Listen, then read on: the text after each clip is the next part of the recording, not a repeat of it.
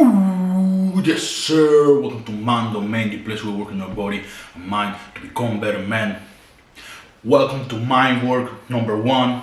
In Mind Work, we're gonna be focusing on meditation, on working on our mind, on our understanding our mind, because a lot of guys that are trying to help people reach success or to help mom improve their life are only focusing on the outside. You gotta work out, of course. Working out helps your physique, it helps your overall health, and it's going to make you feel better about yourself. But chasing so much in the outside, man, the outside is limited. Our body has limitations, our sight, our hearing, we have all those limitations. But in our minds can go further beyond all that with imagination. Our minds controls our body, our minds filters all the information that comes from the outside. So we may have to make sure that that filter is completely clear, that that filter that we have in our mind is just receiving the information with complete transparency, and that it is not clouded by our emotions or by any negative thoughts that we might have on passing through our minds. So we're going to be constantly doing mind works in these channels. Today, mind works will focus a lot on feelings. So what we're going to do is we're going to do 10 minutes meditation, 20 minutes, 30 minutes. We're always going to be increasing the amount of time we do, we meditate. So my goal is to get to an hour or more. I have already done personally more than an hour of meditation, but I cannot do it right now because, of course, my camera has this weird limit that you can only record 30 minutes. So I will try to get that fixed so that we can start to get longer meditation going. But with that said, we are going to start meditating right now. 10 minutes of meditation, Zazen meditation. So you are going to focus on your breathing. If there is any thoughts that come to your mind or any feelings that are trying to overwhelm you, whatever it is, you are not going to fight against yourself. Whenever you remember, oh, I'm meditating, you slowly drift your focus back towards your breathing, back towards your nose, and to that air coming in and out. And then if it happens again, you get this overwhelming feeling of maybe anxiety, and you want to just open your eyes and you want to get it over. Slowly drift the focus back to your nose, drift the focus back to your breathing. And we're going to be repeating all that during the 10 minutes. Of course, I have the timer in my computer in here. And after it is done, and we finish the 10 minutes, I will talk a little bit about feelings and how meditation has allowed me to improve my concept of feelings and handling my feelings. With that said, let's get right into it.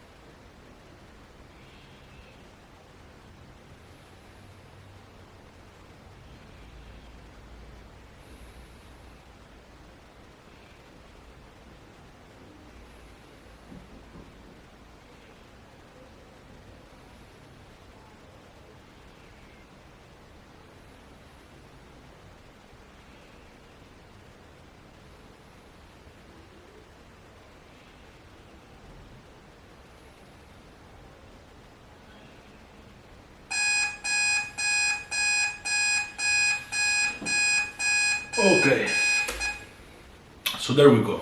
10 minutes have passed, and we're going to get right into the topic.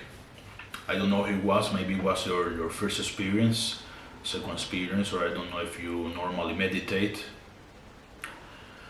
But with meditation, you find something really interesting about feelings, and you find about how really they are ephemeral, how they come and go, and how feelings have the power to overwhelm you only if you let them. How you can apply a certain kind of power and distance from feelings.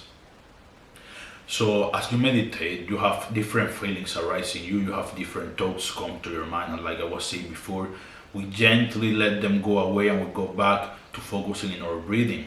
And with feelings, what happens, for example, one of the ones that I struggle the most when I'm doing a lot of time of meditation, when I'm doing 45 minutes or 1 hour of meditation, what happens is that I start to build a lot of anxiety. It's like if I just want to stand up and do something else, my brain is starting to look for any kind of entertainment.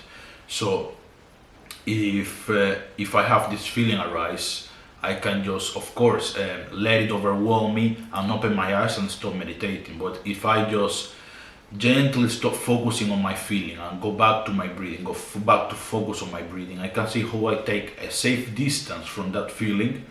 And it is like, instead of that feeling being part of me and directly clothing my mind with a lot of thoughts, because okay, I don't want to jump right to another thing like I do often, because we lose the focus.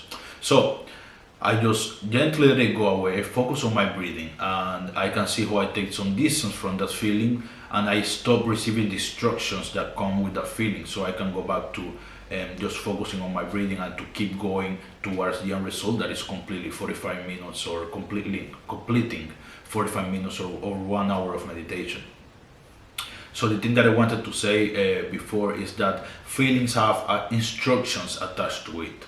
Instructions that through language or mind, I don't know if it is the subconscious mind or the conscious mind, but our mind talks to us and tell us what the instructions of that feeling are. So like for example, I was talking about the anxiety. So when the feeling of anxiety arises, it is like the instruction is, okay, we need entertainment, we need to do something else, stop meditating, open your eyes, so that urge that I feel of that is telling me to open my eyes is the instruction that is directly attached to my feelings. When you get sad and you want to lay back and you want to lay down and maybe you want to start crying, all of these things, it is the instruction that is attached to the feeling. The feeling of sadness arises and you have a direct instruction. It guides you to do something. When you feel angry and you want to destroy everything around you, it is the instruction that is attached to the feeling that goes to your mind.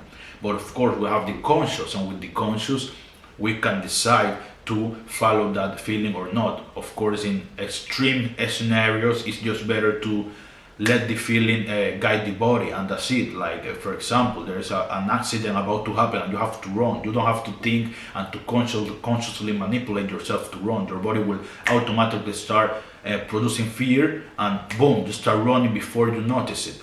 So that happens in extreme scenarios, in scenarios that it's better to just not think and to take action. But in most of the life scenarios that we have every single day, we have plenty of time to think, we have plenty of time to decide. Of course, I'm not talking about hours, but we have that 1 minute that we can just concentrate, let it go, and just do the right thing. Do the right thing for the person that we have in front, do the right thing also for ourselves or for whatever the occasion is. So feelings are instructions. They send instructions to our brain, and we can decide to follow those instructions or not.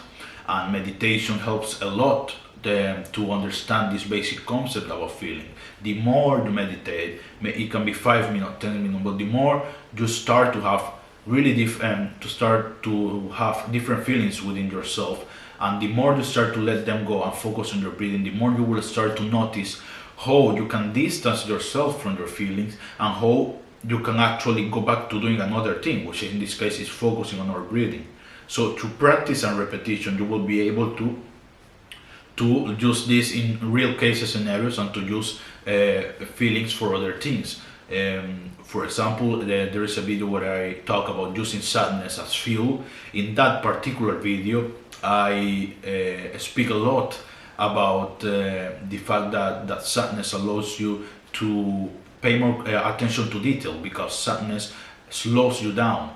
It's like you want to lay down on everything. But because I have been constantly meditating while I have been sad, so I know how to take a safe distance from sadness. I know that even though if I'm sad and I have these instructions to lay down, not do nothing, etc., I can just gently let it go away and go and focus on my writing, and go and focus on whatever it is that I have to do. And while I am doing that other thing, then I start to use the different aspects that come from sadness, which in this case is the fact that my brain is a lot slower, I think a lot slower, so I have more time to pay attention to small details because I'm not going that fast as when I have other emotions. So you can translate this practice of getting a safe distance from your feeling and focus on your breathing to using all different kind of emotions to get something done. So maybe you're a person who is naturally angry or who is naturally happy, and maybe because you're naturally happy, you always want to go have parties, or you always want to be talking with people, or because you're angry, you always want to be destroying things, or whatever it is. You can start to learn to distance yourself from this emotion and use them for something else. Maybe it is that you have to record a video, and you can start to use the anger for recording the video. You can start to use anger to clean, but in a controlled way, in a way that doesn't destroy everything that is around you. And all of this is because you have been practicing. You have been practicing just not letting the feeling overwhelm you, not letting the feeling guide the body, not letting the feeling send instructions to your mind, and your mind just deciding, okay, that's what we're going to do. No, you get the feeling arises, you gently put it away, and you go back to your breathing. And this practice can be used for so many other things in our daily life. So that's what I think meditation is really important. It's not just because this specific thing about feelings. There are so many things and so many topics that we're going to cover every single time we meditate, because I have been meditating now. Well, I'm 24, so that will be almost 6 years since I started meditating. So I have noticed a lot of things of my mind, and all the videos that you see that I do, all the things that I speak about, when regarding to my mind, it comes because I have been trying to find explanations, these deep explanations for all the pains that I have suffered. And if I'm going in this journey inside of my mind to find the reasoning and to be able to heal myself, I have also discovered so many other things about myself. So I really hope this is also helpful for you. I really hope that this allows you to have a different perspective on life, and you can start to implement meditation in your daily life. Maybe 10 minutes, 15 minutes, or how much you want to do. But believe me, it is extremely useful. Of course, we're not directly putting work in the outside, so if you want to get rich, meditation is not going to get you rich, but the mind processes everything. The mind processes the feelings, the mind processes what we see, what we hear, everything. We have to make sure it is clear, it is transparent, so that all the information that is coming in is not clouded by feeling, emotions, or other things, and that we're able to take the right step every single day. So as I usually say, thank you for watching. See you in the next one.